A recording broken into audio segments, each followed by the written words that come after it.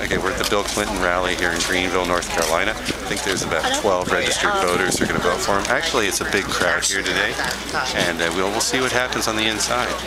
I think they're going to serve a Big Mac. We're here in the Bill Clinton rally at South Central High School here in Greenville.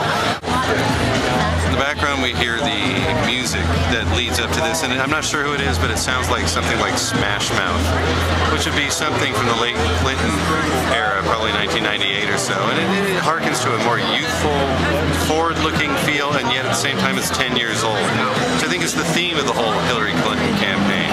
Go to the past while heading for the future in a way we all know. The crowd is still coming in. We are on the floor, and it appears we're going to have a full crowd. I'd say the crowd is friendly but anxious as we await the former President of the United States, the 42nd President of the United States.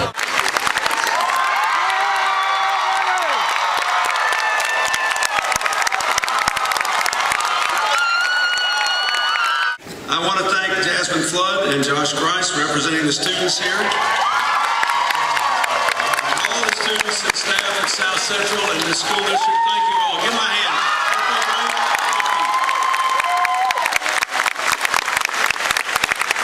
The Congress, the Constitution refers to the President as the Chief Executive. Now, if you read that today in modern language, you'd think, well, that's like being the CEO of a corporation. That's not what it meant in the 18th century.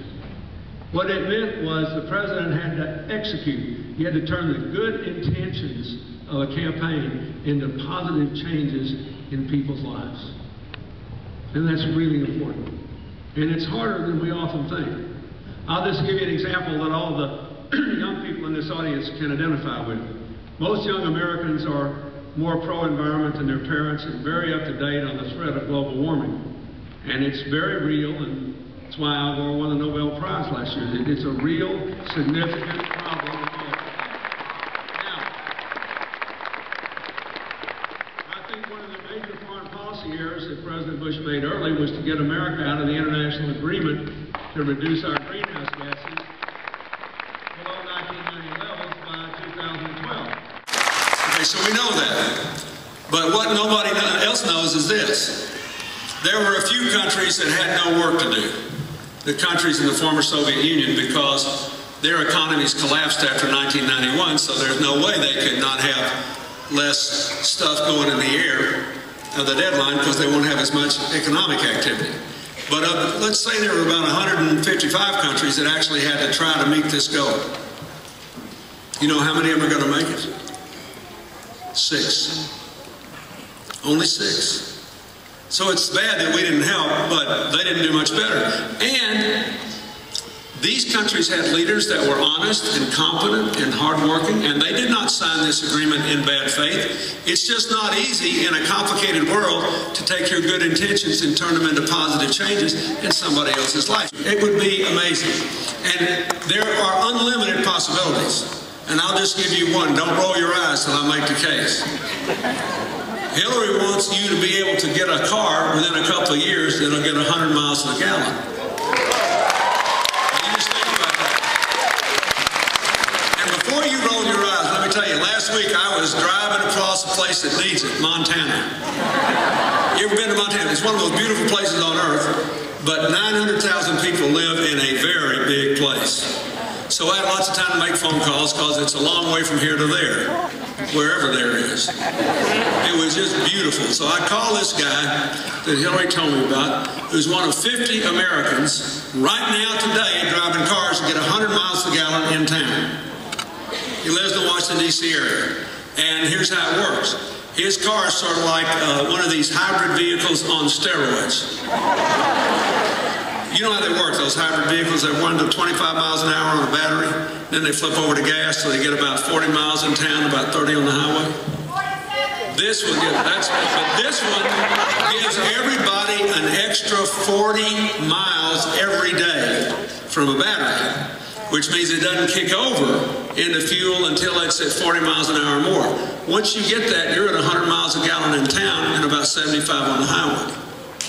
Now, I'll explain why you need a president to do that, but just think what that would mean. First of all, think all the money you save. assuming you could afford to buy this car, you just think of all the money you would save, your family, and our country. But secondly, think of what you could say to all those countries that make a killing selling us oil. You could say, go on and charge $100 a barrel. Shoot, charge $200 a barrel. You charge whatever you want. We're going to keep our $350 billion in America, in our families' pockets, in our children's future, in the jobs of tomorrow. But raise your hand if you know somebody without health insurance. Look at you. There's not another country in the world with a high economy where this will be asked or answered like this. This is why cost and coverage go together. If you don't like your coverage, or you can't afford it anymore, or you do not have it, if it is good enough for our family, it is good enough for yours.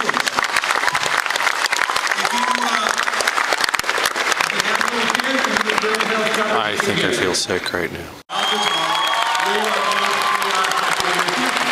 You got the stump speech, let's get the Clinton family back. That gets some people. Then you got the congresswoman from Ohio. That gets another segment just on emotion. Then you get the military guy. That settles some people. Then you get Clinton's very measured, analytical approach, and that'll get some other people. So it's very calculated to get the votes. I thought Clinton's speech was very good. I thought it really laid out a framework. I've already voted, so it doesn't matter. But you haven't voted. You haven't voted, so what are you going to do now? I'm just going to stay with Barack Obama. You didn't hear anything there that changes your mind? Well, you know, he's here and people get excited about him and they want to vote for him. Yeah. The guy introducing Clinton said, we want the Clinton family back. No, it's about Hillary. Right. And I don't think she would be the best one. She's not inspiring. You need somebody that can inspire. That's what a president does. Right. So let's vote for Bill Clinton.